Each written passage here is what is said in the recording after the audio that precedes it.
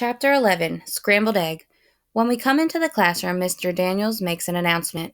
Attention, Fantasticos! We have brand new Fantastico seats, so find yours and settle in. Jessica is sitting next to Suki and staring at Shay like their separation is a great injustice. It turns out that I'm sitting in the front row next to Keisha, the girl who can bake and write at the same time while I can't do either.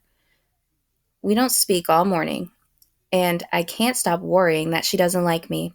When she finally glances at me, I blurt out, "I don't mind being your friend." Keisha looks annoyed. "You don't have to do me any favors." "No," I say, trying to undo what I didn't mean to say. "I just mean," and then I stop because I don't know what I meant, and I'm nervous and embarrassed, and that is never good when I'm trying to say something. Every word is another shovelful of dirt from the hole I've dug for myself. So I figure my best bet is to shut my mouth. But the silence gets too long and too loud, so I try to think of something to say. I always knew what to say when my grandpa, and he always knew what to say to me. I wish he were here to whisper in my ear. And then I think of Alice and how she argued with Humpty Dumpty about using the right words. I turn to Keisha and blurt out, "Do you like eggs?" "Eggs?" she asks. Oh no, she thinks I'm a barrel full of crazy, but I keep going because sometimes my tongue goes on without my say-so. Yeah, I love eggs. Scrambled eggs, fried eggs, poached on toast, and boiled eggs. I love peeling the shell off of a boiled egg. Don't you? I even like egg salad, which my brother won't eat even if someone holds him down. Her eyebrows scrunch up, reminding me of angry caterpillars. That's incredibly interesting. Then she searches inside her desk for something. I know this move. It's a polite way of ignoring me. People do it a lot.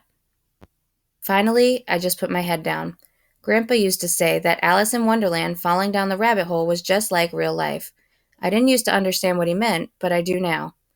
There can't be any place on the planet scarier than a school cafeteria. I hold my tray so tight my fingers hurt. I hear, "Hey, Allie!" It's Shay. She is standing with Jessica and a few others. "Yeah?" I ask.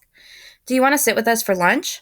Of course I don't want to sit with them, but I am getting tired of sitting alone and having everyone else see me sit alone. Besides that, Shay, Jessica, and some other girls all have these woven friendship bracelets, and I've never had the kind of friends who have matching bracelets, but I've always wanted them. It's like the bracelet tells the world that the person wearing it has someone who cares about them. Not like a family member that has to care, but someone who just likes you. I want to feel a part of something. Anything, I guess. Shay is overly happy that I've said yes. I sit down after glancing at the seat to make sure I won't be sitting in a pool of glue. Shay motions to me to sit next to her. She and Jessica smile. That smile that on the outside seems fine, but your gut tells you to be careful of. There are a few other girls. Max is there with one other boy. Jessica points at Albert, and they start laughing. I look over and don't see anything funny. "Can you believe it?" Shay asks. "How pathetic is that?" "Hey, Albert," she calls. "Is that supposed to be a fashion statement?" I still don't get it. He's wearing his usual Flint shirt and jeans. Why are they so worked up now? Shay hits me on the side of the arm and points down at his feet. The backs of his sneakers have been cut out. Shay calls him over and he comes. I don't know why everyone does what she wants. Even me. Today, anyway. "What's the matter?" she asks him. "Don't you have any money for shoes?" "Quite the contrary," Albert begins. "But given the choice of buying new sneakers that I will outgrow in 3 months or a chemistry set that I can use for an undefined amount of time, this seemed to be the clear choice. They're in fine shape, except for being just a bit short." "Did you hear that?" Shay asks. He chopped off the back He chopped the back of his shoes off, like slippers," Jessica adds. "Next, he'll be wearing a robe." Shay turns to her. "I think robes would be cool. We should wear them tomorrow." "Yeah, that would be cool," Jessica says. Shay laughs, but I don't think Jessica knows Shay isn't laughing because of the robes. I think Shay said something dumb to see if Jessica would go along. Sometimes I think Jessica would follow Shay out of an airplane without a parachute. Then Shay turns to me. "Well, Allie," she asks, "what do you think of wearing robes tomorrow?" I'd like to tell her it's dumb, but I say, "Not my thing." "Is that so?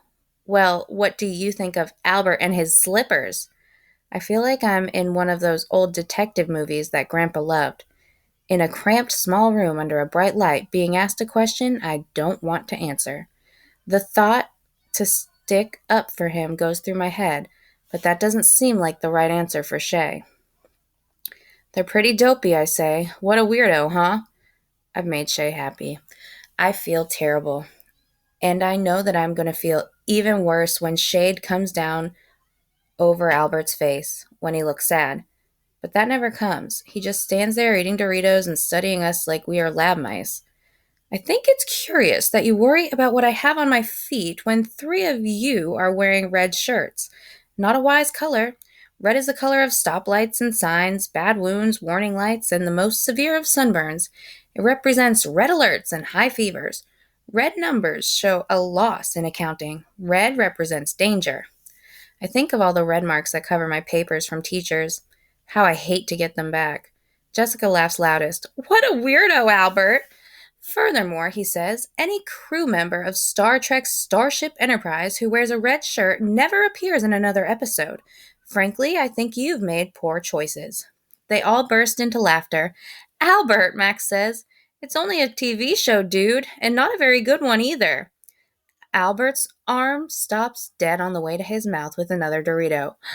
Not a very good one? Albert, Shay says, leaning forward a bit, you go right ahead and ignore what you look like, but it's the rest of us who suffer. We have to look at you. Actually, he says, I don't take my appearance lightly. I take you lightly. And with that, he turns and is gone before she can pull out some other mean thing. And I wish I was more like Albert. Seeing him shuffle away in those sneakers makes me want to be better. I'm not perfect, but at least I'm not mean. And then my heart sinks because I realize that I just was. I guess I did it because I was lonely. Now I know that there are worse things than being lonely.